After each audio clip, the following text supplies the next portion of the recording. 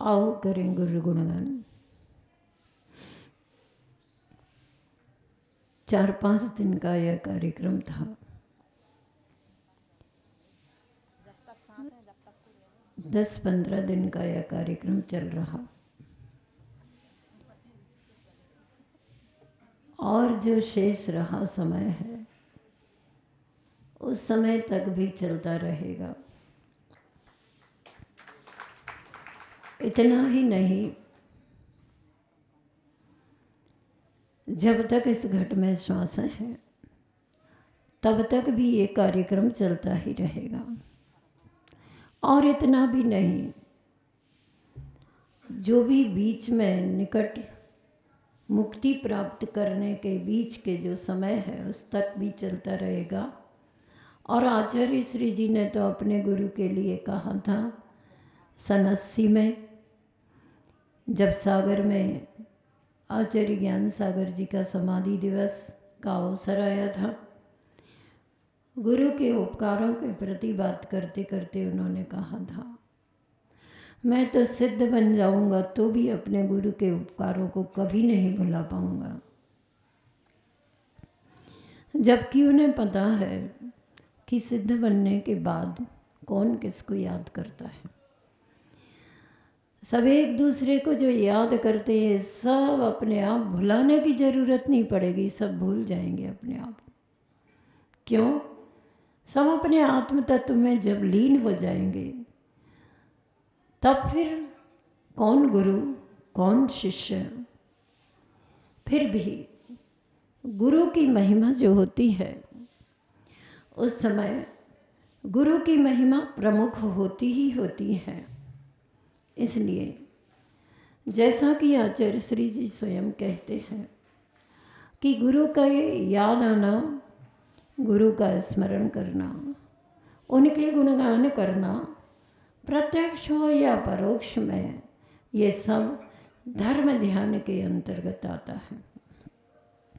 वर्तमान में वह शुक्ल ध्यान तो हो नहीं सकता और स्त्री पर्याय में तो संभव ही नहीं है, जिसके माध्यम से साधक को केवल ज्ञान की प्राप्ति होती है।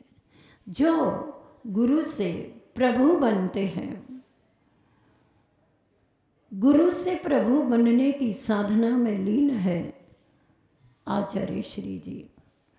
और जब ये प्रभु बनेंगे, जब बनेंगे, लेकिन वर्तमान में गुरु गोविंद उखड़े काके लागू पाए, बलिहारी गुरु आपकी गोविंद दियो बताए और गोविंद दियो बनाए।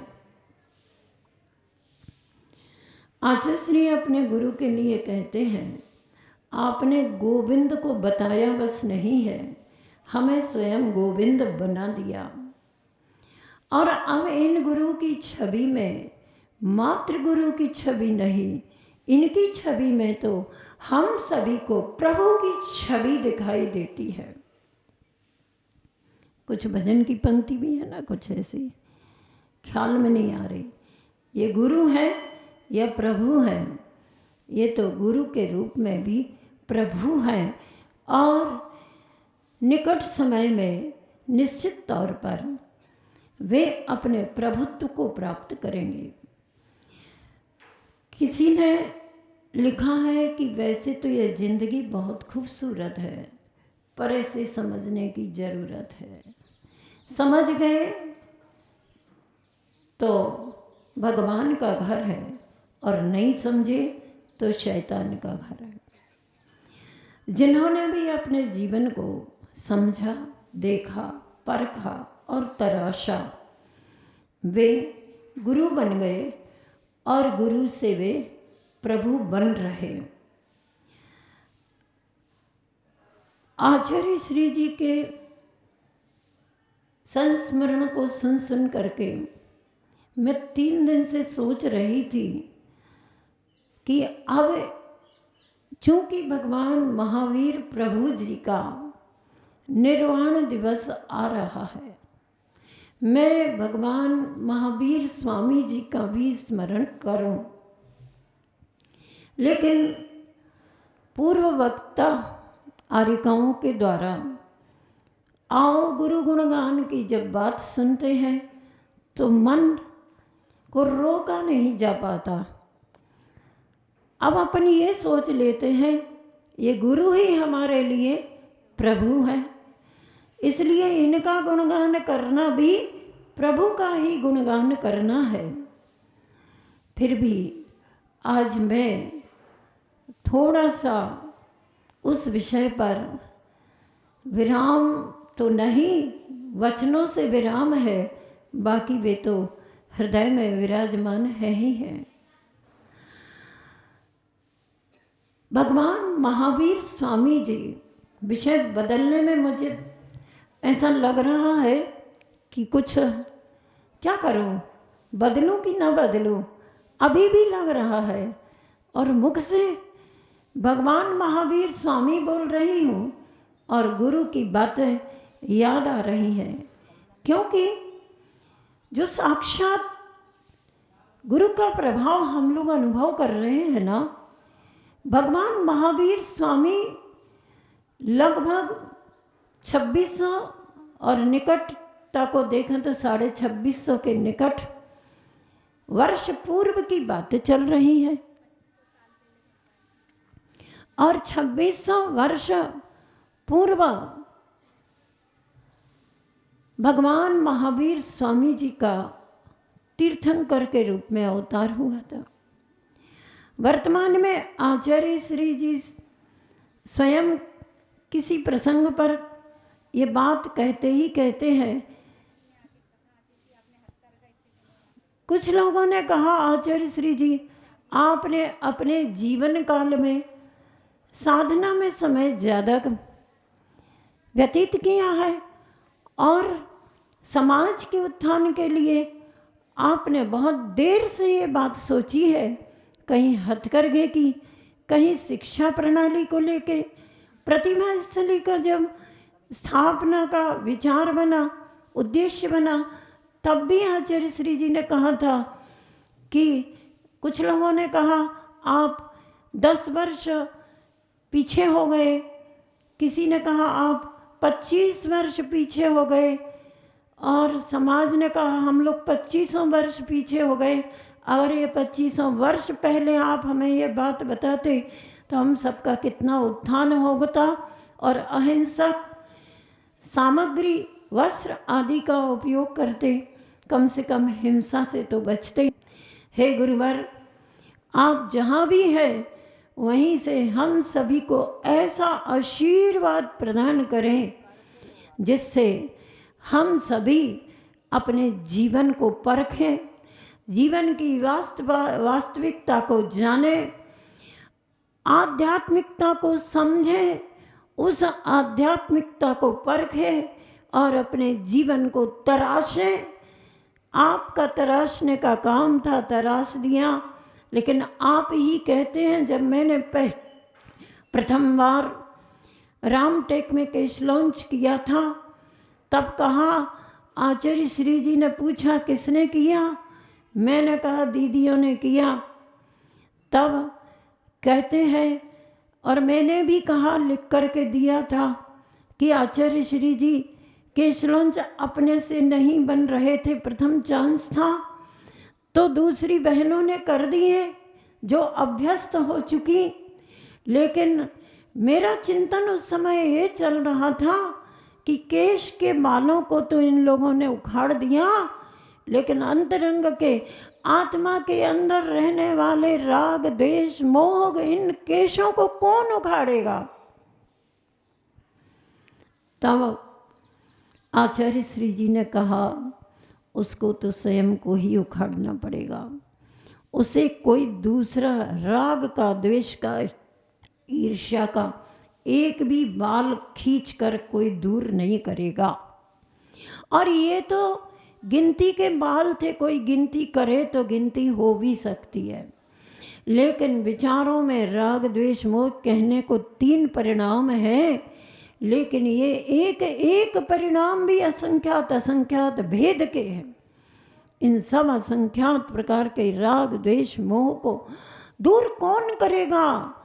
तब गुरु ने समीचीन दृष्टि प्रदान की कि इनको तो आपका अपना आत्म पुरुषार्थ ही दूर कर पाएगा। हे गुरुवर, आशीष दीजिए कि मैं अपनी आत्मा को मलिनता से स्वच्छता की ओर ले जा सकूं। ये प्रसंग प्रथम केश लॉन्च का था। मैं ये तो क्रम से जो गुरु की महिमा को रोकने पर भी रुकती नहीं है। गुरु का व्यक्तित्व ही ऐसा है। मैं क्या करूं? भगवान महावीर को याद करो, वर्तमान के भगवान महावीर याद आ जाते, मैं क्या करूं, है ना। तो उन्होंने, भगवान महावीर स्वामी ने जिस समय अवतार लिया था उसके पूर्व देश की ऐसी विषम परिस्थितियां थी, हिंसक क्रूर क्रियाकांडों का बोलबाला था, अराजकता इतनी अधिक बढ़ चुकी थी कि उसको रोकने के लिए किसी के पास सामर्थ्य नहीं थी। स्त्री शक्ति का भी कितना दुराचार होता था, अत्याचार होता था। उन्हें धार्मिक अनुष्ठानों को, क्रियाओं को करने से निषेध किया जाता था। अक्षर ज्ञान आदि और ज्ञान के क्षेत्र में धार्मिक ग्रंथ आदि पढ़ने के लिए मना किया जाता था। ऐसा समय दुष्काल जैसा था। उस समय उन सब हिंसा के तांडव नृत्य को दूर अगर कोई कर सकता था तो तीर्थंकर जैसा व्यक्तित्व ही दूर कर सकता था। और तीर्थंकर जैसे व्यक्तित्व को अंतिम तीर्थंकर इस युग के जो थे, हुंडाओ सर्पणी काल के, वे थे वर्धमान महावीर स्वामी जी। उन्होंने अवतार लिया और ये कहा ही जाता है, गीता में भी कहा गया है, जब जब देश पर अधर्म का बढ़ावा होता है, अधर्म बढ़ता चला जाता है, तब तब देश में नियम से कोई ना कोई महापुरुष का जन्म होता ही होता है। ऐसे अंतिम तीर्थंकर भगवान महावीर स्वामी जी का जन्म हुआ था। अब ये जन्म से आगे की बात तो फिर करेंगे। जन्म के पूर्व सबका इतिहास एक जैसा रहा, चाहे भगवान आदिनाथ स्वामी जी का एक सा रहा, मतलब चारों गतियों में ही सब भ्रमण करते रहे। कोई कभी कोई देव गति में, कोई त्रियंच गति में, कभी मनुष्य गति में, तो कभी देवगत नरक गति में, ऐसे करके चतुर्गति भ्रमण रूप सबका इतिहास एक जैसा। हमारा भी वही रहा। जब भगवान का वही रहा तो अपन तो किस खेत के मूली होते हैं ना, अपना भी वही इतिहास। और भविष्य सबका अनंत होता है, लेकिन भविष्य सबका एक सा कभी नहीं होता। लेकिन जो जो अपने भविष्य का उद्देश्य बना लेते हैं और सिद्धत्व प्राप्त करने का उद्देश्य बना लेते हैं, जीवन के निर्वाह से ऊपर उठकर जीवन का निर्माण, और जीवन के निर्माण से जो निर्वाण प्राप्ति का उद्देश्य बना लेते हैं और निर्वाण को प्राप्त हो चुके होते हैं, तब फिर सबका भविष्य, उन सब सिद्धों का अनंत भविष्य बिल्कुल एक जैसा होता है। सिद्धत्व में कोई अंतर नहीं होता। अनंत सिद्ध परमात्माएं एक समान सिद्धत्व का अनुभव करती हैं। तो यह प्रसंग भगवान महावीर स्वामी के स्मरण से जुड़ चुका है। और अब आने वाले समय में 4 तारीख तक भगवान महावीर स्वामी जी का व्यक्तित्व पूर्व वक्ता आर्यिका तो गुरु का गुणगान करेंगी ही करेंगी, और यहाँ पर त्रिलोक गुरु भगवान महावीर स्वामी जी का भी गुणगान चलता रहेगा। जब आदिम तीर्थंकर श्री आदिनाथ भगवान, बहुत शॉर्ट में कह के मैं इस प्रसंग को जोड़ूंगी कि उनके भरत बाहुबली आदि कितने पुत्र बोलो, 100, और भरत बाहुबली सब मिलकर के 101। ब्राह्मी सुंदरी 2 बहनें, और भरत जी के पुत्र मरीचि आदि, बहुत सारे पुत्रों की ओर ध्यान नहीं देते अपन, मात्र मरीचि की ओर ध्यान दे। मारीच जब भगवान आदिनाथ स्वामी जी ने, अर्थात उसके बाबा जी ने, है ना, दादू जिनको बोलते हैं आजकल के बच्चे उन्होंने दीक्षा ली, साथ में अनेक राजाओं ने, 1000 राजाओं ने, है ना, 4000, कितने, 4000, है ना, 4000 राजाओं ने दीक्षा ली, उसमें मारीची भी था। भगवान आदिनाथ स्वामी 1000 वर्ष के लिए ध्यानस्थ हो गए, है ना, और भूख प्यास सब सहन करते रहे 1000 वर्ष ना। लेकिन इन सबको सहन नहीं हुआ। मारीची ने विचार किया, ये कौन सा मत है, ये कौन सी जीवन जीने की पद्धति है, न खाना न पीना, खुद नहीं खा पी रहे, हम लोगों को खाने पीने की कोई पद्धति नहीं बता रहे, कैसे क्या जीवन चलेगा। और ऐसा सहनशीलता की कमी होने के कारण और मिथ्या विचारों का प्रादुर्भाव हुआ। दिगंबर पथ को, दिगंबरत्व को शाल आदि के द्वारा आवृत किया और वनों में जाकर के जलपान, जमीकंद आदि का सेवन करना प्रारंभ कर दिया। वन देवताओं ने संबोधन किया, क्या करते हो, मतलब पहले ही जब दिगंबर अवस्था में वो ऐसा कर रहे थे, बाद में उन्होंने आवरण डाला, क्या करते हो, दिगंबर अवस्था में ये सब करना तुम्हारे लिए उचित नहीं है, या तो इस रूप को, इस दिगंबर वेश को छोड़ो, या फिर ये कार्य करना छोड़ो। लेकिन क्या था, कर्म का तीव्र उदय जब आता है तो कोई भी व्यक्ति फेल हो जाता है, अपने पुरुषार्थ को सफल नहीं कर पाता। और मारीच मिथ्या तप आदि में संलग्न हो गया। एक भाव नहीं, आदिनाथ भगवान जी के समय से लेकर के कब तक, जब तक महावीर